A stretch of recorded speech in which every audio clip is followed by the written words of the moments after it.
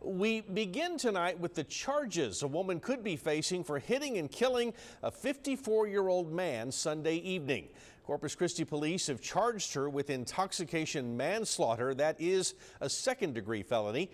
Our Brandon Schaff spoke with the Nueces County District Attorney's Office and the victim's family today, and he's here tonight with more in this developing story. Brandon?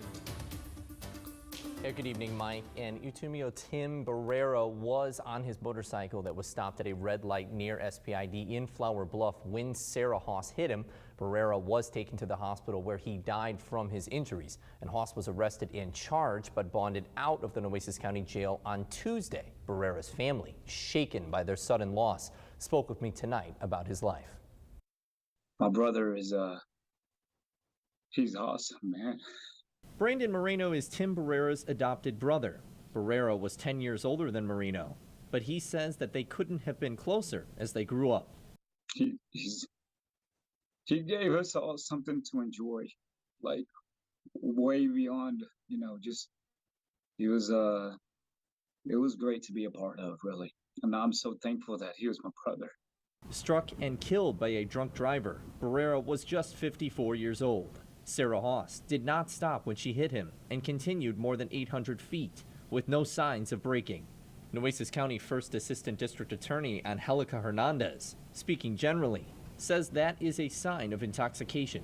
They can't appreciate and comprehend the seriousness and the magnitude of what has just happened, and it takes them time to process it because they're intoxicated, and then all of a sudden down the road it hits them and they come back to the scene. The driver bonded out of the Nueces County Jail on Tuesday. Her charges: a $500,000 bond for intoxication manslaughter and a $1,000 bond for unlawfully carrying a weapon. The Nueces County Sheriff's Department says she is required to wear a GPS monitor. Hernandez says punishments for these types of cases can be severe. I have a lot of experience prosecuting intoxication manslaughters and intoxication assault, and juries in Nueces County take those charges very seriously. And in every case that I've prosecuted involving those charges, it's always been a prison sentence. Haas faces between 2 and 20 years in prison for the second-degree felony and a fine up to $10,000.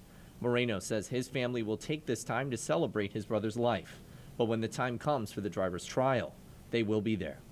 I personally feel everyone can be forgiven. Okay, I really do, because that's the way we are. That's the way we are as a family. But consequences have to be paid, and we want severe consequences to pay because we're paying a price. Hernandez also stresses the importance of CCPD and DPS patrolling the roads for those driving intoxicated. She says that there's been a downward trend in DWI charges from DPS in our area, but only because there's less state troopers in the coastal bend.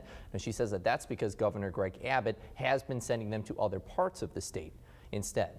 As for CCPD, she says that there's been an uptick in DWI charges compared to a year ago, as more people are now on the road again since the COVID-19 pandemic began.